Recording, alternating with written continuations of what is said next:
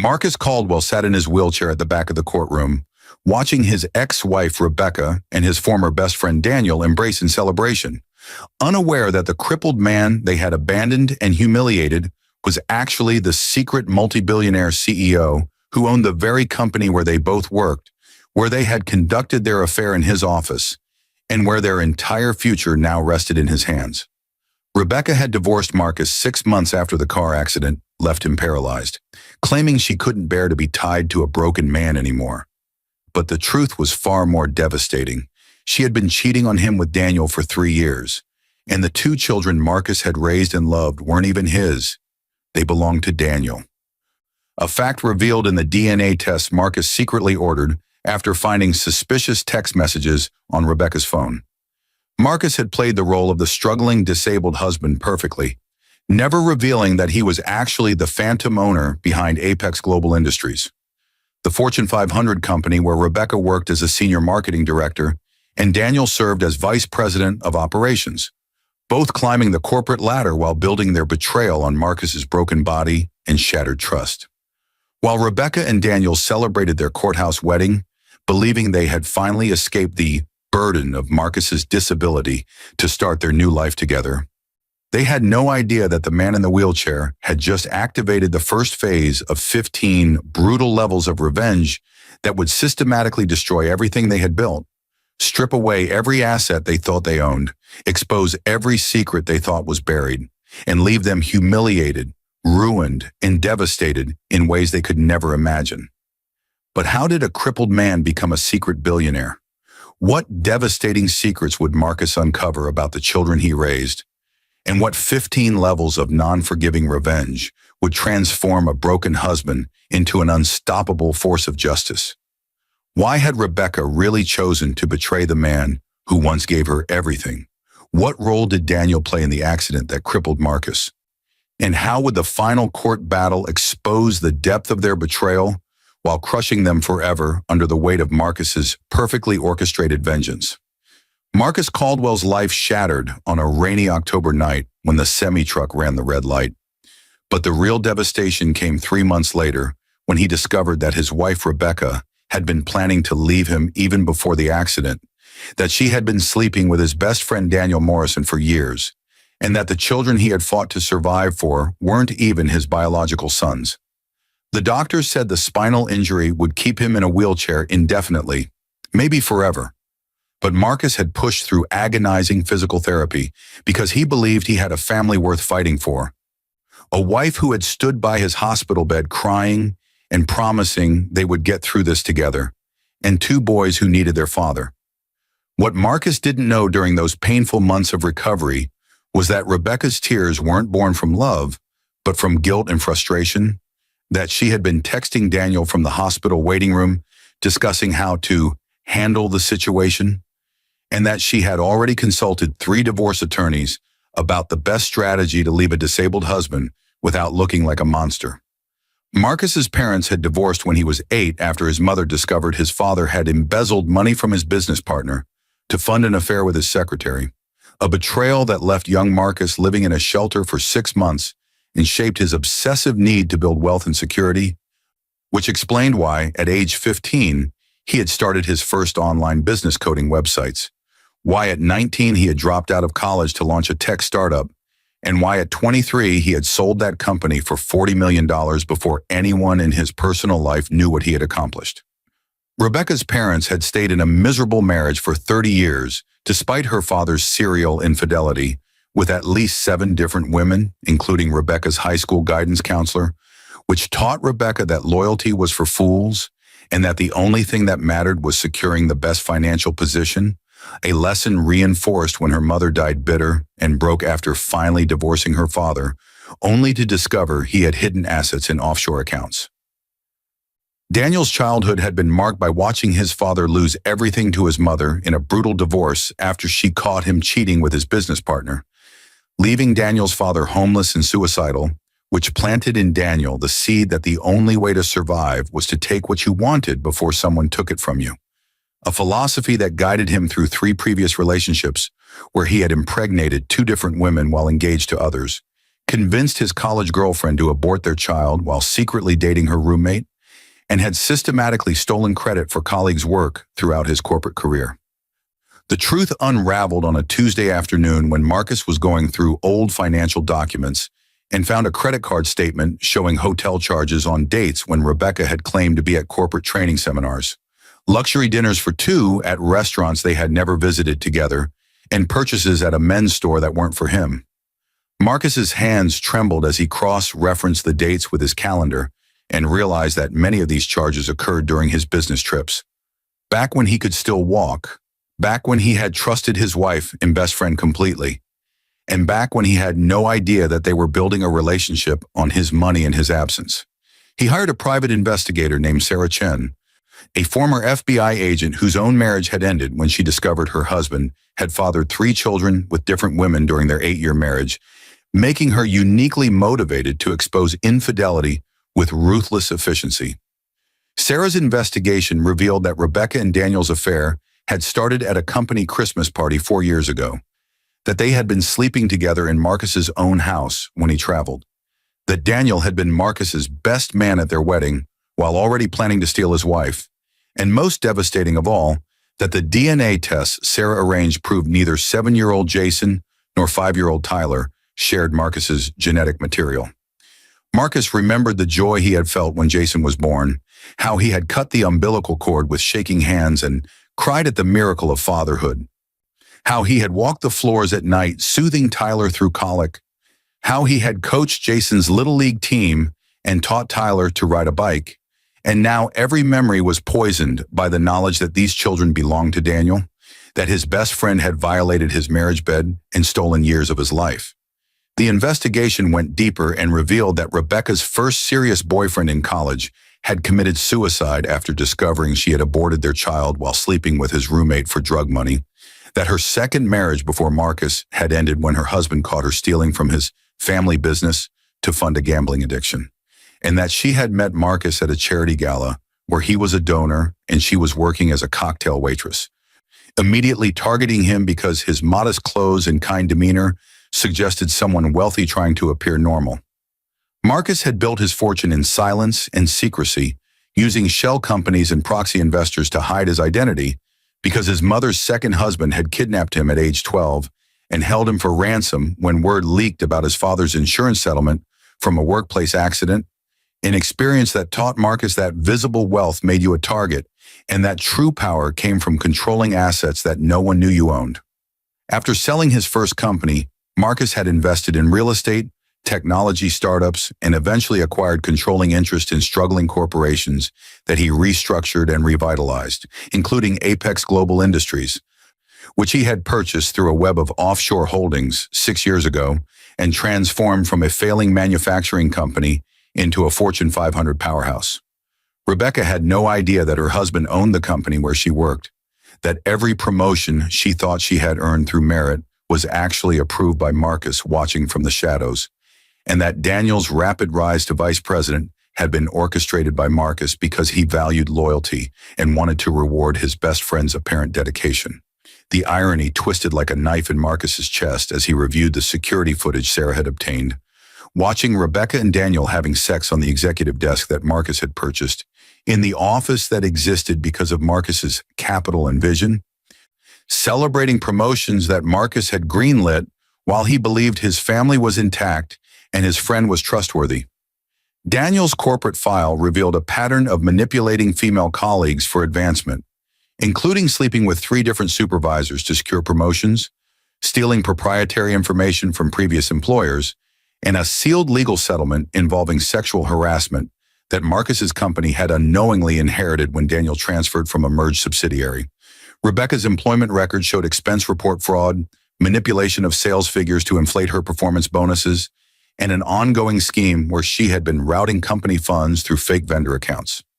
embezzling roughly $200,000 over 3 years, while Marcus's accounting team missed the discrepancies in the massive corporate budget.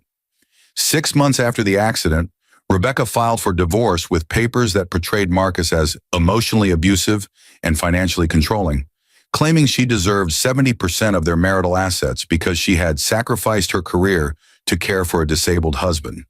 a statement so absurd that Marcus would have laughed if his heart wasn't breaking. The divorce papers were delivered by a process server who found Marcus in physical therapy, struggling through painful exercises to regain minimal leg function, pushing himself because he thought his sons needed a father who could eventually walk again, not knowing those boys shared none of his DNA. Rebecca had timed everything perfectly, filing when Marcus appeared weakest, when public sympathy would favor the brave woman, leaving a burden, and when she had already moved Daniel into a luxury apartment she believed she was renting with her own money, not realizing the building was owned by one of Marcus's subsidiary companies. The divorce attorney Rebecca hired was Nathan Pierce, a man whose own wife had left him for his law partner after 26 years of marriage, taking their 3 children and his pension, making him sympathetic to women leaving marriages, and blind to the possibility that his new client might be the villain in this story. Daniel proposed to Rebecca 3 weeks after she filed for divorce,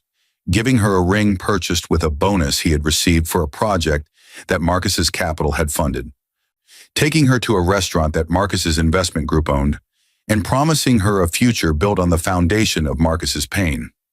Rebecca said yes while posting engagement photos on social media that showed her beaming with happiness, her caption reading, "Sometimes God closes one door to open a better one." The comments filled with friends congratulating her bravery and supporting her difficult decision. No one knowing the truth of her betrayal, her theft, or her lies. Rebecca Hartwell had learned everything about survival from watching her mother Paula endure 23 years of marriage to a man who had fathered at least 4 children with other women, who had stolen from his own parents to fund gambling debts, and who had eventually abandoned the family when Rebecca was 16, leaving them with $70,000 in debt and a foreclosure notice. Paula's parents had also divorced after Rebecca's grandfather had conducted a 10-year affair with his brother's wife, producing 2 children who grew up believing they were cousins, a family secret that exploded at a reunion and led to her grandmother's nervous breakdown and eventual suicide when Rebecca was 9. These intergenerational patterns of betrayal had wired Rebecca's brain to view marriage as a transaction, love as a weakness, and loyalty as something only stupid people practiced while smart people positioned themselves for maximum advantage. Her first serious relationship at 19 had been with Marcus Chen,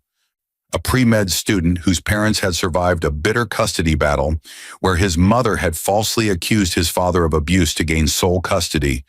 only for the truth to emerge years later, destroying their family's credibility and leaving Marcus Chen unable to trust women or commit to relationships.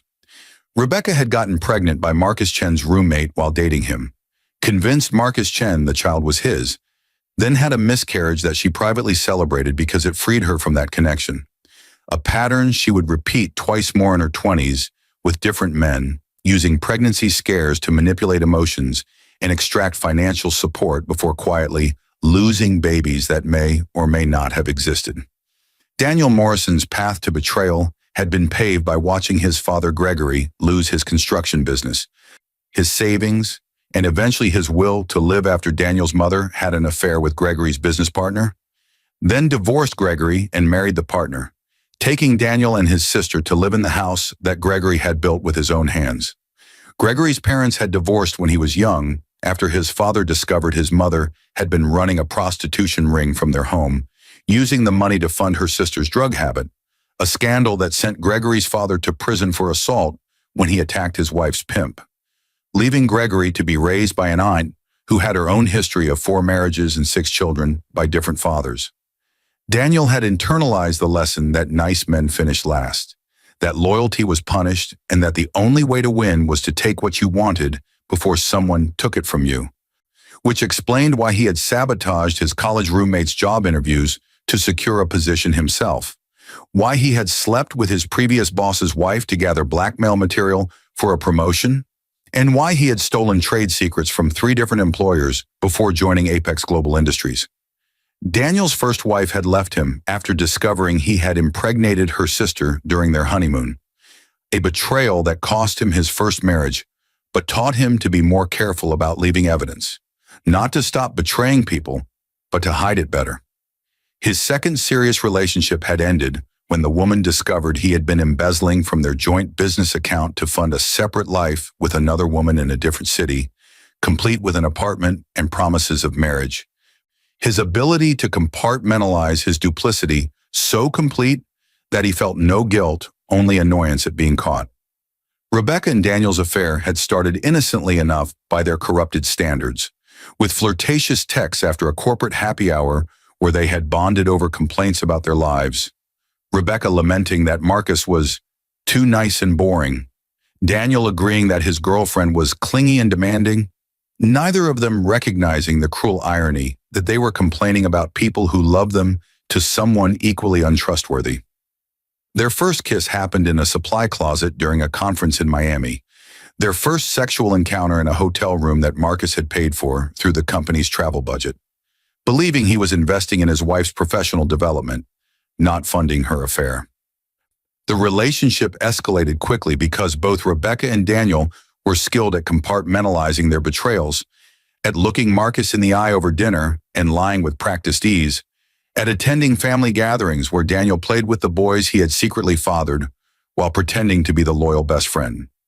Daniel's mother had done the same thing with his father, attending family barbecues with her lover, disguised as her husband's business partner, teaching Daniel that betrayal was sustainable as long as you maintained the performance, that guilt was weakness, and that the people who trusted you were simply easier to exploit. Rebecca's aunt had conducted a 5-year affair with her husband's brother, eventually divorcing her husband to marry the brother, then divorcing that brother to marry his best friend, a pattern of serial betrayal that Rebecca had witnessed as normalized behavior, reinforcing her belief that trading up was not only acceptable, but smart strategy. The pregnancy with Jason had been planned, but not with Marcus. Rebecca had intentionally stopped taking birth control and timed intercourse with Daniel to coincide with her fertile window, then slept with Marcus during the same period to establish plausible deniability, a strategy she had learned from her cousin who had successfully passed off 3 children to the wrong fathers across 2 marriages. When Marcus celebrated becoming a father, holding Jason in the hospital with tears of joy streaming down his face, Rebecca felt nothing but satisfaction at having secured her position, knowing that a child would make divorce more complicated and expensive for Marcus if she ever needed to leave. Daniel had been thrilled to have a biological son, but understood the need for secrecy, already planning how Jason's existence could be leveraged later, perhaps for a paternity suit if Rebecca's marriage to Marcus ever became more valuable to leave than to stay in. The same pattern repeated with Tyler, another calculated pregnancy designed to bind Marcus further to a family that wasn't his, another child whose birth certificate listed the wrong father, another layer of deception that Rebecca and Daniel built while accepting Marcus's love, his financial support, and his trust. Rebecca's grandmother had done something similar in the 1960s, having 3 children by her husband's business partner while maintaining her marriage, only confessing the truth on her deathbed, destroying her children's sense of identity and inheritance rights in one final act of selfish cruelty that rippled through generations. The car accident that crippled Marcus should have been a moment of genuine crisis and reflection for Rebecca, but instead it became an opportunity to finally escape a marriage she had never truly valued, to claim victimhood while abandoning the man who had given her everything, and to start fresh with Daniel without the inconvenience of Marcus's presence. Rebecca's father had abandoned her mother in similar circumstances when her mother developed breast cancer, leaving because he couldn't handle sick people, teaching Rebecca that when people became burdens, you left, regardless of vows or history or decency. In the hospital, Rebecca had practiced her concerned wife performance while texting Daniel about divorce strategies, researching disability laws to understand Marcus's financial obligations, and calculating how much of his apparent assets she could claim, never knowing that Marcus's visible wealth was a tiny fraction of his actual fortune. Daniel had visited Marcus in the hospital, bearing gifts and words of encouragement, while secretly planning to move into Marcus's house, raise Marcus's supposed children, and take over Marcus's role in every way. His father's destruction at the hands of a betraying wife, and her lover having taught Daniel to be the lover rather than the victim, to take rather than be taken from. The engagement happened quickly after the divorce filing because both Rebecca and Daniel were eager to legitimize their relationship, to stop sneaking around, and to present themselves as a couple who had found love after hardship rather than cheaters who had destroyed a good man's life. Their capacity for self-delusion matched only by their talent for manipulation. The courthouse wedding was deliberately modest because Rebecca wanted to appear sympathetic, not celebratory, conscious that she was marrying her ex-husband's best friend mere months after leaving a disabled man, but unable to resist the pull of finally making public what had been hidden for years. Daniel's best man was his brother, who had his own history of stealing his best friend's fiancée and eventually marrying her after sabotaging their relationship with lies and forged evidence, making him the perfect witness to another betrayal disguised as love. Rebecca's maid of honor was her sister Jennifer,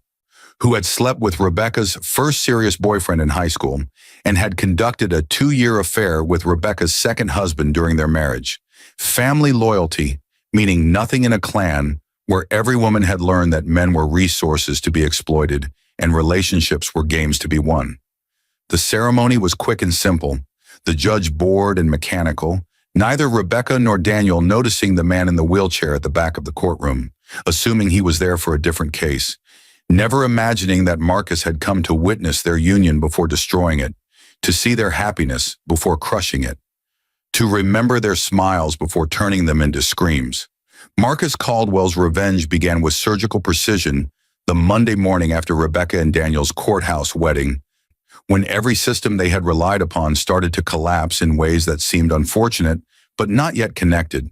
Random bad luck that would soon reveal itself as orchestrated destruction. Daniel arrived at Apex Global Industries to discover his security access had been revoked due to what IT called a system error, forcing him to wait in the lobby for 45 minutes while colleagues streamed past, some smirking at the vice president unable to enter his own building. Daniel's frustration growing with each passing minute,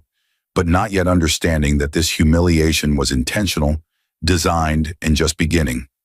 Rebecca discovered her company credit card declined at a client lunch, the embarrassment acute as she fumbled for her personal card while her clients exchanged uncomfortable glances. Her call to accounting met with confusion about irregularities in her expense reports that needed investigation, the seeds of doubt about her integrity planted in a dozen minds before she even understood she was under attack. These were levels 1 and 2 of Marcus's 15-phase revenge, small disruptions designed to create stress and confusion, to make Rebecca and Daniel feel slightly off balance before the real devastation began, the way a predator wounds prey before the killing strike. Level 3 came that afternoon when Daniel finally accessed his office, only to find his computer locked and a message requiring him to report to Human Resources immediately, where he was informed that a routine audit had discovered discrepancies in his project reports, specifically claiming credit for work actually completed by his team, a pattern suggesting either incompetence or fraud, the HR director's tone professionally neutral but implying serious consequences. Rebecca received a similar summons to her manager's office, where she was questioned about vendor relationships that appeared suspicious, payments to companies that couldn't be verified, and expense reports that didn't match her calendar or documented activities. Her protests of innocence met with cold professionalism and the announcement of a formal investigation. Neither Rebecca nor Daniel connected these events to Marcus because they had already dismissed him as irrelevant, a crippled ex-husband with no power or resources, their arrogance blinding them to the possibility that the man they had betrayed and abandoned might be the architect of their unraveling. Marcus's father had been destroyed by similar arrogance, believing his business partner wouldn't discover the embezzlement, not knowing his partner had been documenting everything for months, waiting for the perfect moment to strike, a lesson Marcus had absorbed about patience and preparation that now guided his campaign of destruction. Level 4 activated that evening when Rebecca and Daniel returned to their luxury apartment to find an eviction notice taped to their door, citing non-payment of rent despite Rebecca's insistence that she had set up automatic payments, the building manager apologetically explaining that the payments had been rejected and they had 7 days to resolve the issue or vacate, the stress already showing in Rebecca's face as she called her bank to discover her account had been frozen due to suspected fraud. Daniel's accounts faced similar problems, mysterious holds and investigations that would take weeks to resolve, their credit cards maxed out or canceled, their financial lives suddenly in chaos while bills piled up, and their new marriage began under crushing pressure. This was the genius of Marcus's approach, attacking from multiple angles simultaneously, using his wealth and connections to create problems that seem bureaucratic and random rather than coordinated, overwhelming Rebecca and Daniel with crises that consumed their time and energy while the deeper strikes prepared. Daniel's uncle had been destroyed this way by the wife who left him. She had systematically poisoned his professional relationships over 6 months before filing for divorce, leaving him isolated and vulnerable, teaching young Daniel that revenge was best served through accumulated pressure rather than single dramatic gestures, a lesson he never thought would be turned against him. Level 5 struck during an emergency company meeting where the CEO announced a major restructuring due to market conditions. With several executive positions being eliminated or reassigned, Daniel's role specifically mentioned as redundant, and his responsibilities being absorbed by other departments, the humiliation public and complete as colleagues who had envied his rapid rise now watched his fall with barely concealed satisfaction. Rebecca faced similar professional devastation when her entire department was reorganized under new leadership. Her title changed to reflect reduced responsibilities, her salary cut by 30%, and her authority stripped away in what was described as necessary efficiency measures, but felt like targeted punishment. Neither knew that Marcus had ordered these changes specifically to destroy their professional standing, to reduce their income while their expenses remained high, to create financial pressure that would fracture their new marriage while also positioning them for greater falls to come. Marcus's second cousin had experienced similar corporate assassination when she divorced her husband to marry her supervisor, only to discover her ex-husband's family controlled the parent company and systematically destroyed both her career and her lovers, leaving them unemployed and blacklisted. Marcus remembering that story from a family reunion and filing it away as a useful template for revenge. Level 6 arrived in the form of subpoenas for both Rebecca and Daniel, requiring them to testify in a fraud investigation involving Apex Global Industries, the documents implying they were persons of interest in a scheme involving embezzlement, falsified reports, and securities fraud, each charge carrying potential prison time and mandatory minimums that suddenly made their professional problems seem minor compared to criminal exposure. Rebecca's embezzlement of company funds had been carefully documented by Marcus's forensic accountants. Every fraudulent expense report preserved, every fake vendor payment traced, every piece of evidence organized into a prosecution package that sat ready for the moment Marcus chose to deploy it. Daniel's theft of proprietary information from previous employers had been similarly compiled, Marcus's investigators discovering that Daniel had sold trade secrets to competitors and used stolen intellectual property to advance his career, crimes that previous companies had settled quietly rather than prosecute, but that Marcus was prepared to pursue with unlimited resources and zero mercy. This revelation that they faced potential prison time cracked their united front. Rebecca blaming Daniel for not being careful enough,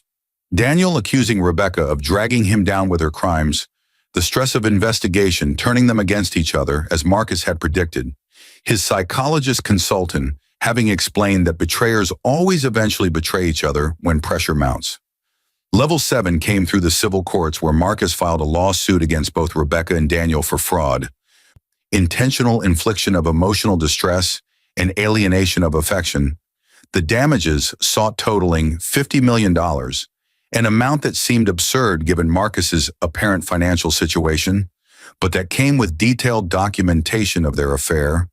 the children's true paternity, and Rebecca's embezzlement, every dirty secret now part of public court records that journalists and gossip sites quickly discovered and published.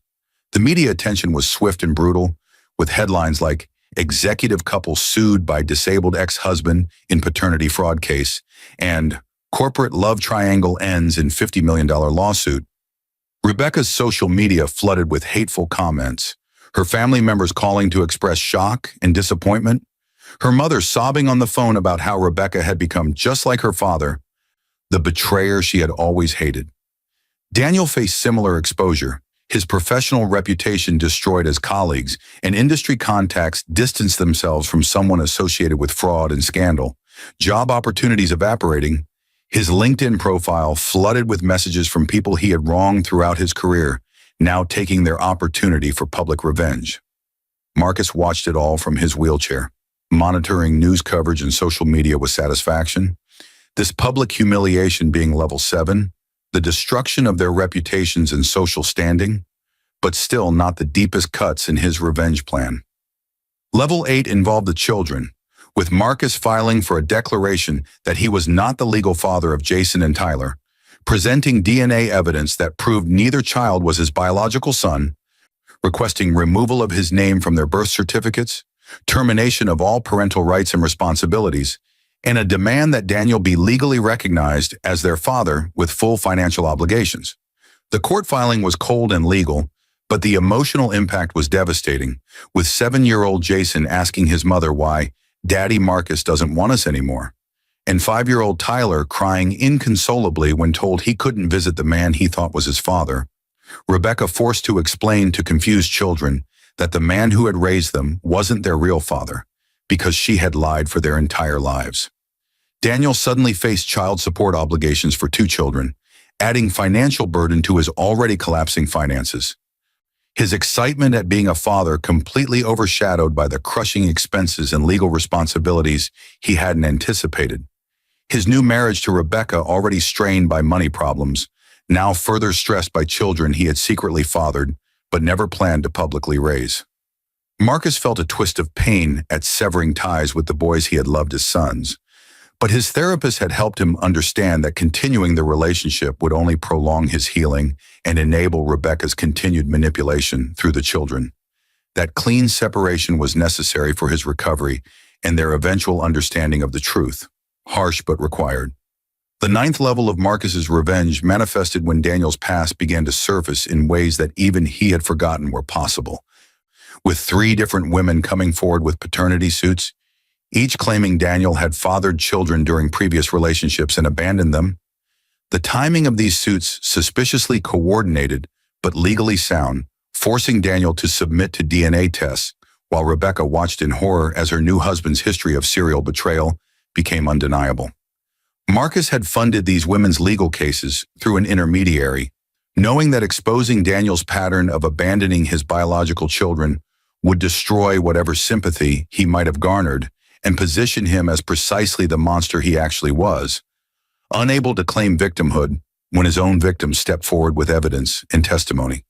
2 of the paternity suits came back positive,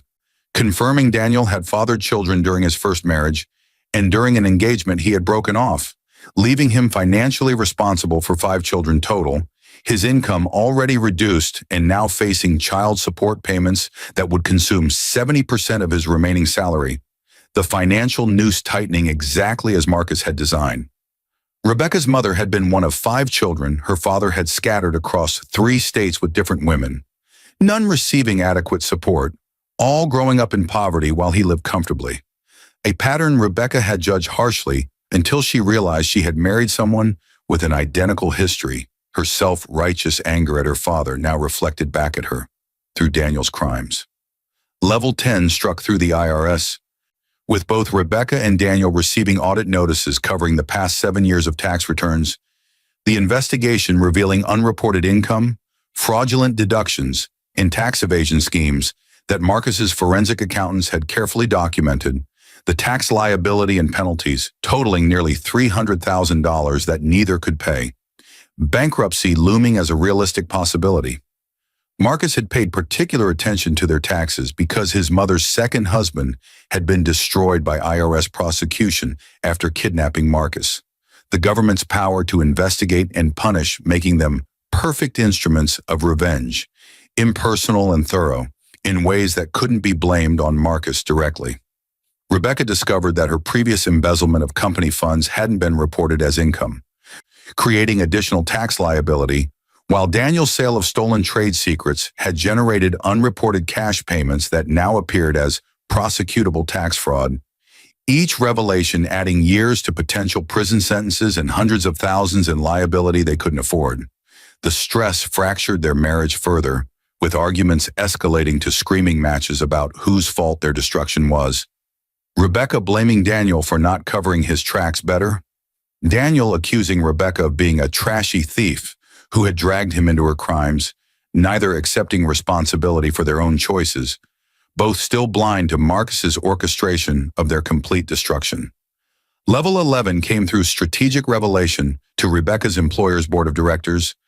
with Marcus's attorneys presenting evidence of her embezzlement, along with proof that she had been conducting an affair with a senior executive in company offices, using company resources, and creating liability exposure for sexual harassment and hostile work environment claims. The board voting unanimously to terminate both Rebecca and Daniel for cause, eliminating any severance packages and destroying their remaining employment prospects. Rebecca's termination was particularly humiliating because it happened during a department meeting where security escorted her out while colleagues watched, her protests ignored, her professional death public and shameful, exactly the kind of humiliation she had always feared, but thought herself too smart to experience. Daniel's termination followed the same pattern. Security waiting at his desk when he arrived, his personal items already boxed, his access revoked. The walk of shame through the office he had once commanded, now witnessed by people who had resented his arrogance and enjoyed his fall. Several former subordinates filming his exit for social media, where it quickly went viral with cruel commentary. Neither Rebecca nor Daniel yet understood that Apex Global Industries was owned by Marcus, that their entire professional rise had been facilitated by the man they betrayed, that their humiliating falls had been orchestrated by the same source, the full irony still hidden but approaching revelation. Level 12 involved their families, with Marcus's investigators providing evidence to Rebecca's siblings about money she had stolen from their mother's estate during probate, using her position as executor to embezzle nearly $60,000 and presenting evidence to Daniel's ex-wife about hidden assets he had concealed during their divorce, leading to both civil suits and criminal complaints that further drained their resources and destroyed their remaining family relationships. Rebecca's sister Jennifer, who had stood as maid of honor at the wedding, filed a police report after learning Rebecca had forged her signature on loan applications, stealing her identity to secure credit that Rebecca had defaulted on, ruining Jennifer's credit score, and creating legal liability. Their already strained relationship now completely destroyed as Jennifer publicly denounced Rebecca as a sociopathic thief. Daniel's brother discovered that Daniel had stolen $50,000 from their father's medical fund before his death, money intended for cancer treatment instead used by Daniel to fund his affair with Rebecca, the betrayal so profound that the brother filed assault charges after physically attacking Daniel at a family gathering, the incident recorded by multiple witnesses and used as further evidence of Daniel's character in ongoing legal proceedings. Marcus understood family destruction because his own mother's family had fractured completely after her father's affair with his sister-in-law became public, creating rifts that never healed across 3 generations. The power of family betrayal to create permanent damage being something Marcus wielded with precision against his enemies. Level 13 centered on their housing situation, with the eviction from their luxury apartment finalized and Rebecca and Daniel forced to move into a cheap motel. While trying to find affordable housing, their credit destroyed by the mounting legal judgments and tax liens, landlords rejecting their applications repeatedly, the physical deterioration of their living situation mirroring their complete social and financial collapse. The motel was in a high-crime area because it was all they could afford, with Rebecca terrified every night, unable to sleep, her health declining from stress as she developed an ulcer and severe anxiety, her appearance changing dramatically as she aged years and months. The beautiful woman who had attracted Marcus now gaunt and haunted, her betrayal written on her face. Daniel took a job driving for a rideshare service to generate income, his pride destroyed as former colleagues sometimes recognized him, his humiliation complete when his ex-boss requested a ride and spent 20 minutes mocking Daniel's fall. Tipping $1 with a note that read, "Karma," the recording of which Marcus's team ensured went viral on social media.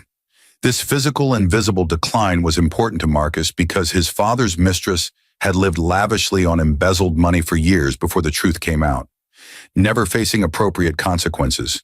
teaching young Marcus that justice required visible suffering, that wrongdoers needed to experience tangible hardship commensurate with the pain they inflicted.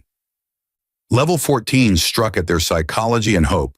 with Marcus's attorneys filing motions to hold both Rebecca and Daniel in contempt of court for failure to comply with discovery requests, produce documents, and pay court-ordered costs, each contempt citation carrying potential jail time and additional fines, the legal system itself becoming a cage that slowly closed around them. Rebecca suffered a mental breakdown during a particularly brutal deposition where Marcus's attorneys systematically destroyed her attempts to justify her actions,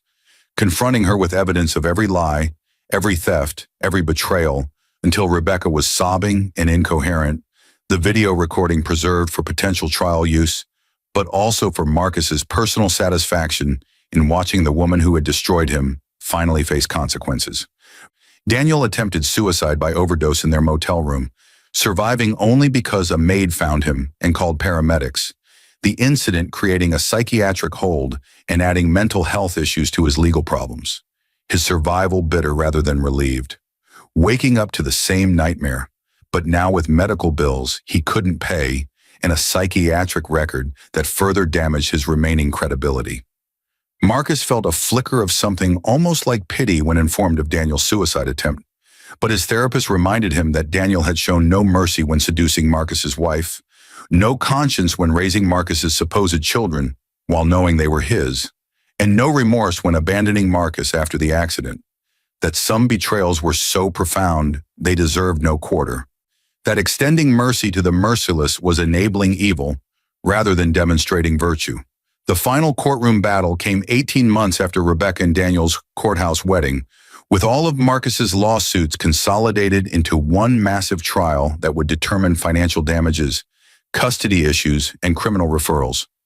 The courtroom packed with media, former colleagues, and curious observers drawn by the spectacular nature of the case and its viral social media presence.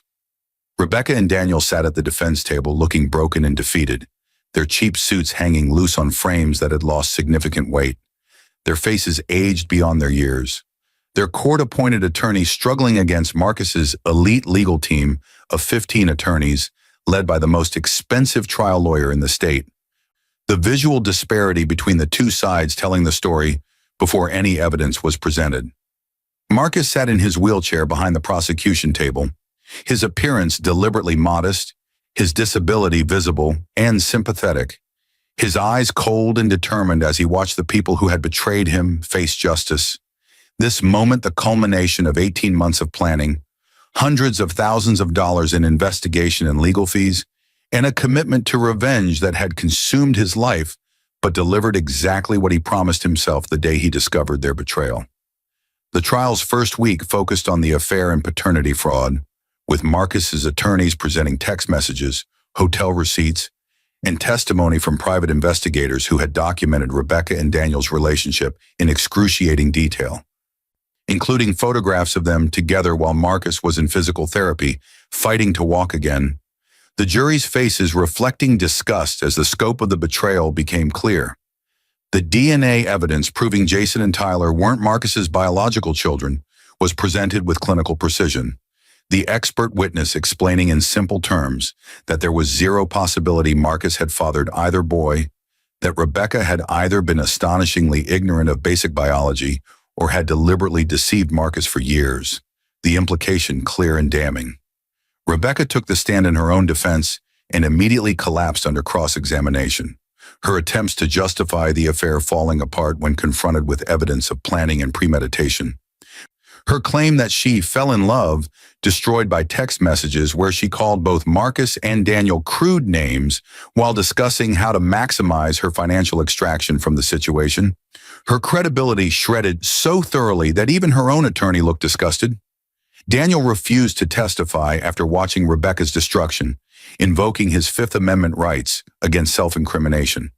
But his silence read as guilt to the jury, and Marcus's attorneys made sure to emphasize how someone innocent would be eager to defend themselves, while someone guilty would hide behind legal technicalities. The second week detailed the financial crimes, with forensic accountants explaining Rebecca's embezzlement scheme with charts and documents that showed systematic theft over 3 years. $200,000 stolen through fake vendors and falsified expenses, the money used to fund luxury vacations with Daniel, designer clothes, and the engagement ring Daniel had given her, every dollar traced and proven beyond doubt. Daniel's theft of proprietary information was similarly documented, with testimony from former employers about trade secrets he had stolen, evidence of payments from competitors for that information, and proof that his career advancement had been built on fraud rather than merit. His professional reputation destroyed beyond any possibility of recovery. The tax fraud evidence was devastating, showing years of unreported income and fraudulent deductions, the IRS agent testifying that criminal referral was absolutely warranted. The charges carrying minimum sentences of 5 years in federal prison for each defendant. The reality of incarceration suddenly concrete and terrifying. Rebecca's attorney attempted to argue that Marcus had orchestrated their downfall vindictively, that he had used his wealth and power to destroy them unfairly, but the strategy backfired when Marcus's attorneys revealed the full extent of his ownership of Apex Global Industries, proving that every professional advantage Rebecca and Daniel had enjoyed was because of Marcus's generosity, that their entire relationship had been built in offices Marcus owned, with money Marcus provided, celebrating success Marcus created, the irony devastating to their defense and shocking to the jury.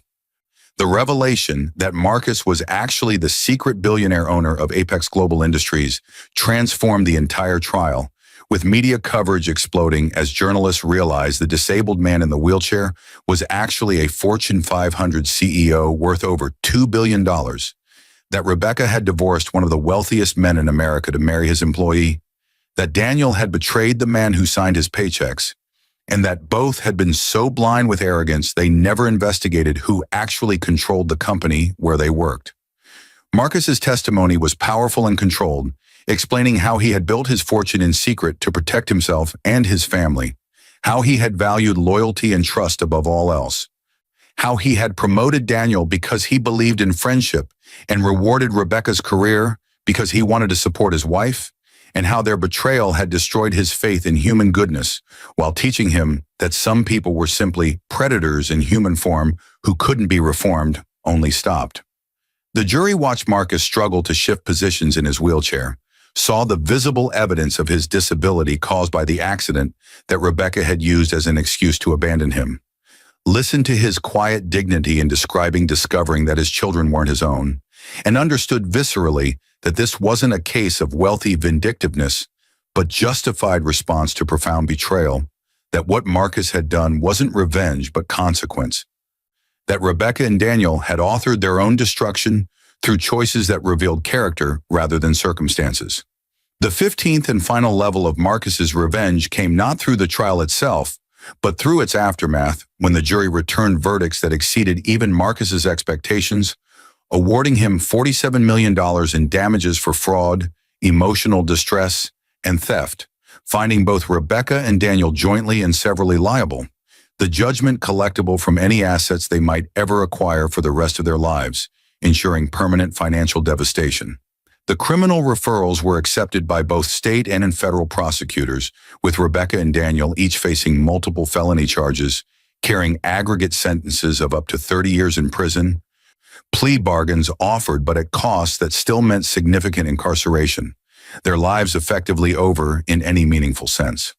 Marcus arranged for the children, Jason and Tyler, to be placed with Daniel's mother while Daniel faced prison, ensuring they would be cared for but maintaining his boundary of no longer being their father. His obligation ended by their mother's betrayal, his love poisoned beyond recovery, but his decency intact enough to ensure they weren't abandoned completely. More mercy than their parents deserved, but necessary for his own sense of morality. The media coverage of the verdict was overwhelming, with Marcus's story becoming national news,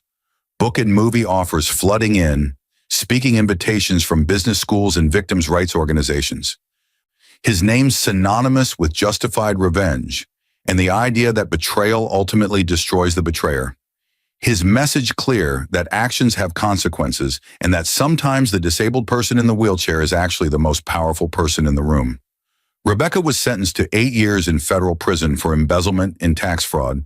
Her appeals exhausted, her entry into the prison system captured by photographers who had once covered her as a rising corporate star. The contrast between her previous life and her orange jumpsuit complete and final,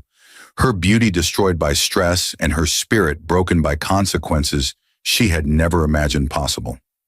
Daniel received 12 years for his more extensive criminal history, including multiple counts of fraud, theft of trade secrets, and tax evasion across several jurisdictions. His incarceration in a medium security facility, where his former arrogance made him a target, stories of his abuse by other inmates filtering back to Marcus through investigators who maintained surveillance, not from revenge but from thoroughness, ensuring the destruction was complete. The motel where they had lived in their final months of freedom became something of a landmark, featured in documentary episodes about the case. Their room preserved as a before and after monument to how quickly privilege can become punishment when built on betrayal rather than earned through integrity. Marcus occasionally driving past in his custom wheelchair-accessible vehicle, not from vindictiveness, but from a need to remind himself that justice, though delayed, can be absolute. Marcus's physical therapy eventually restored enough function that he could walk short distances with leg braces and canes, his determination to recover fueled by refusing to let Rebecca and Daniel's betrayal define the rest of his life. His success in regaining mobility feeling like final victory over the accident that had started everything. He sold his stake in Apex Global Industries for $3 billion, donating half to charities supporting disabled individuals and victims of domestic abuse, using his story to advocate for paternity testing and prenatal DNA analysis. His message that trust should be verified resonating with audiences tired of being told that suspicion was insecurity rather than wisdom. Marcus never remarried, his capacity for trust too damaged to risk loving someone again, but he found peace in his work, his wealth, and the knowledge that he had faced betrayal and responded not with weakness, but with systematic justice, that he had been kind until kindness was betrayed, and then he had been ruthless until betrayal was destroyed, the balance feeling right even if the cost had been profound. He kept one photograph from his previous life, a picture of himself holding newborn Jason, the joy on his face real even though the relationship was based on lies, reminding himself that his love had been genuine even when others' betrayal was calculated, that he had nothing to apologize for or regret because he had lived with integrity while they had lived with deception, and in the end, integrity had proven stronger than deception. Love more powerful than betrayal when wielded by someone who understood that kindness without boundaries was weakness. But kindness with consequences was justice.